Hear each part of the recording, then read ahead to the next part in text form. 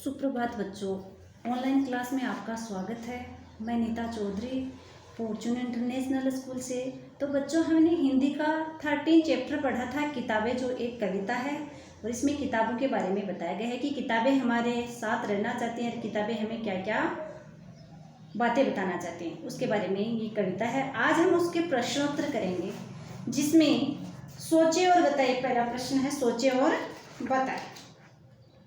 सोचे और बताए में प्रश्न नंबर 1 है, किताबें क्या करती हैं? तो उत्तर लिखेंगे, किताबें बातें करती हैं, अर्थात वे ज्ञान की बातें बताती हैं। किताबें हमसे बात करती हैं, और बातें भी कैसे बताती हैं? किताबें ज्ञान की बातें बताती हैं।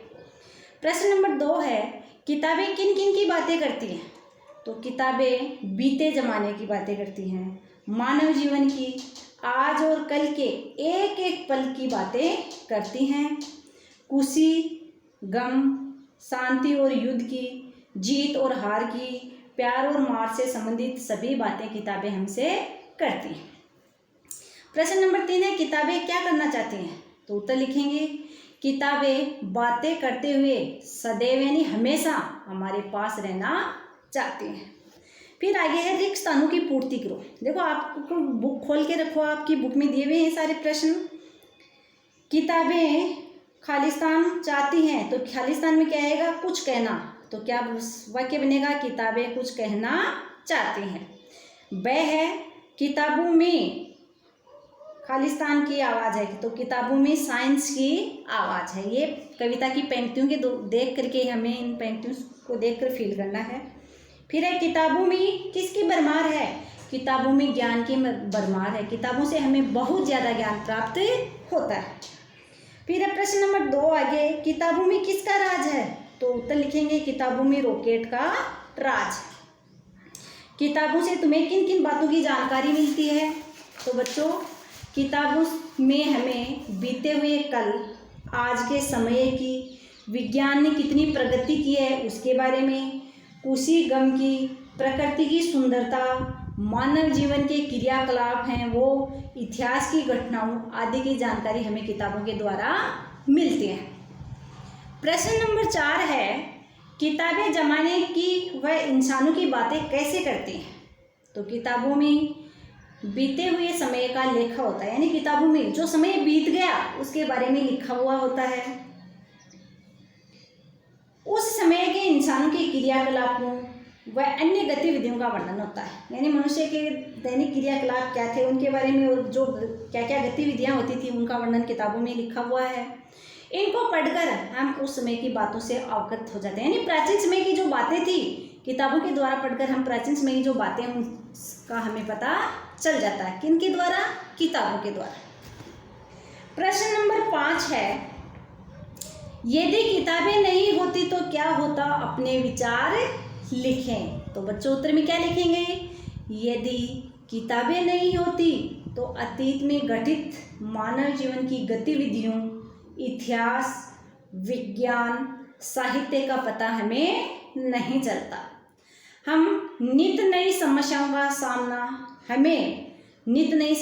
सामना करना पड़ता, परेशानियों का सामना करना पड़ता, और उनका हल करने में ही लगे रहते। हमारे जीवन का पहिया रुक जाता और हम वहीं खड़े रह जाते। लेकिन ये सारी चीज़ें हमें किनके द्वारा, ये सारा ज्ञान हमें किनके द्वारा प्राप्त हो रहा है? किताबों के द्वारा प्राप्त हो रहा है। फिर है भाषा की बात। इनकी आवाज़ को नाम दें, यानी इसमें दिया गया है 4 शब्द दिए गए, 4 ऑप्शन दिए गए हैं, उनमें एक शब्द में हमें उनकी आवाज़ का नाम देना है। चिड़िया कैसे बोलती है? चिड़िया के बोलने की आवाज़ कैसे होती है? चिड़िया के बोलने की आवाज़ को क्या कहते हैं? चहचहाट। पत्ते हिलते हैं हवा से, तो पत्तों के हिलने की आवाज़ को क्या कहते हैं? सरसराहट। बादल गरजते हैं, तो बादल के गरजने की आवाज़ को कहते हैं गड़गड़ाहट। ऐसे ही नदी का जल बहता है, नदी के बहने की आवाज़ कैसे आती है बच्चों? कलकल।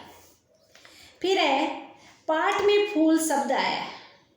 फूल को सुमन, कुसुम, प्रसून आदि भी कहते हैं। इन शब्दों को समानार्थी शब्द या पर्यायवाची शब्द कहते हैं।